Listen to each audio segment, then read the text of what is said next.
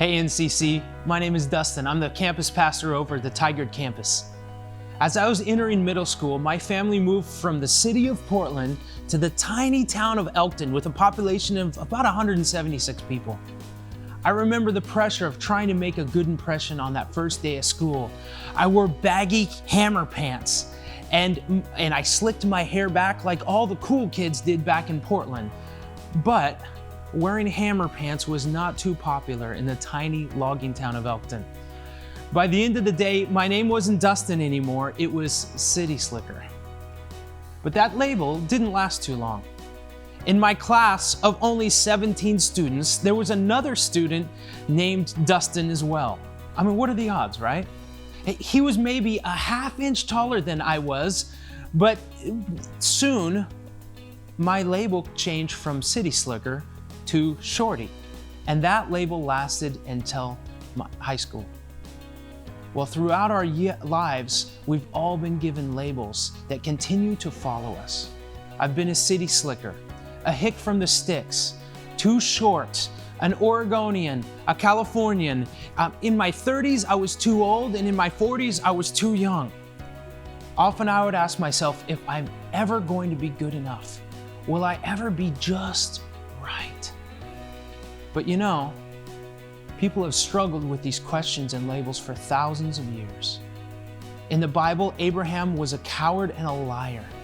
David, an adulterer. Moses, a murderer. Thomas, a doubter. Paul, a persecutor of Christians. Even Samson was one of those self-centered, long-haired hippie people. And perhaps the question that they have asked and us have asked is, am I ever going to be good enough? And you know what the answer to that question is? No. I am not good enough. I am never going to be perfect. I'm going to continue to struggle with my imperfections and my weaknesses for the rest of my life. I will always struggle with others labeling me.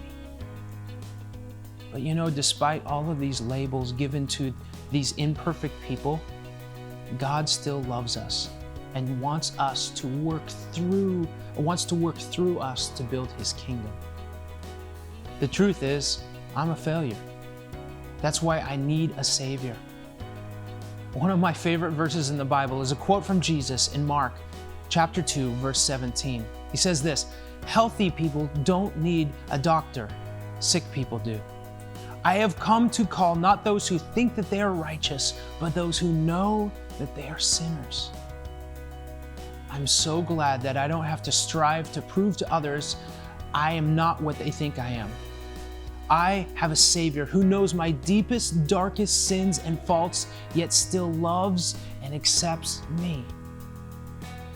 Brother Lawrence once wrote, "Let us often reflect that our only concern in life is to please God.